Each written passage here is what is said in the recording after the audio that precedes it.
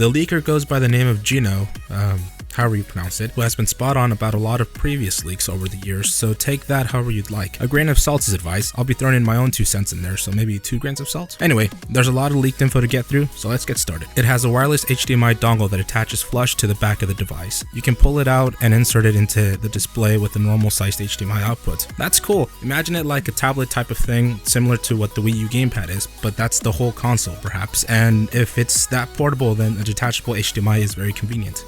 The device uses an evolved version of the Wii U streaming tech to display in HD on the TV screen. Analog controls for movement have small motors on them for full haptic feedback. If you control a character and hit a wall, the sticks move away from the wall to simulate hitting it. Now that's interesting. Could be cool to add an extra layer of realism to a game, making them more immersive, but I could see how that could be annoying. Bluetooth sync with tons of devices is supported, including smartphones and tablets.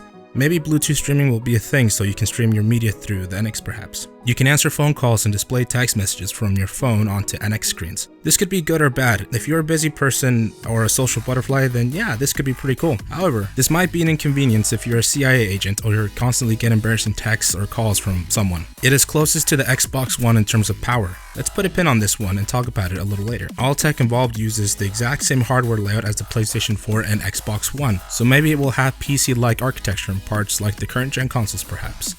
Any game that can run on PlayStation 4 or Xbox One can easily run on the NX with almost no modification required. This is even more true if the game runs on Android OS or Unreal 4 engine. One third-party developer said, quote, "It's the easiest device we've ever developed for. You just take your code, compile it, and it works," unquote. That's great news for Nintendo, if the rumor's true, especially for multi-plat AAA games. In the past, Nintendo has missed out on a ton of these, so it'll be good to have them on a Nintendo system. We should look to Pokemon Go to get an idea of the type of social features that will be on the NX. It will take multiplayer AR and the Street Pass concept to a whole new level. The strengths of the device are its usability and ease of use. So those 3 points make me think that the device will really be small and portable. Maybe not small like a DS, but still small enough for it to be portable. Devs describe it visually and functionality as, quote, "as if Samsung and Nintendo 2DS had a baby." Sounds like a party if you ask me, if you know what I mean. It looks friendly, but unlike what most people believe a Nintendo device would typically look like.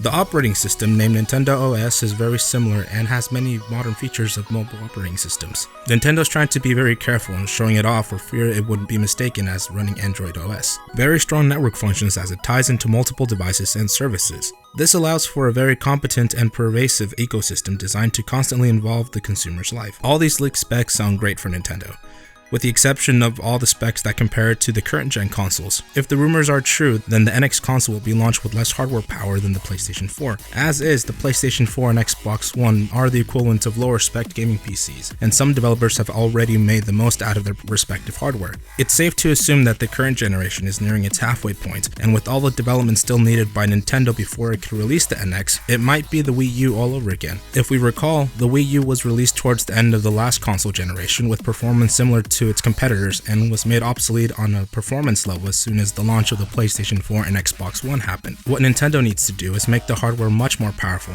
It needs to be thinking how it's going to stay competitive in this and indeed the next console generation to come if there is one. It's great that current titles can be ported with such ease onto the NX, but who knows what architecture future consoles will use or hardware improvements that might make this simple task a lot more harder for NX developers. Anyway, share your thoughts in the comments below. I will be announcing a future giveaway open to my subscribers, so make sure to subscribe for that. And until next time, this has been GTRBytes.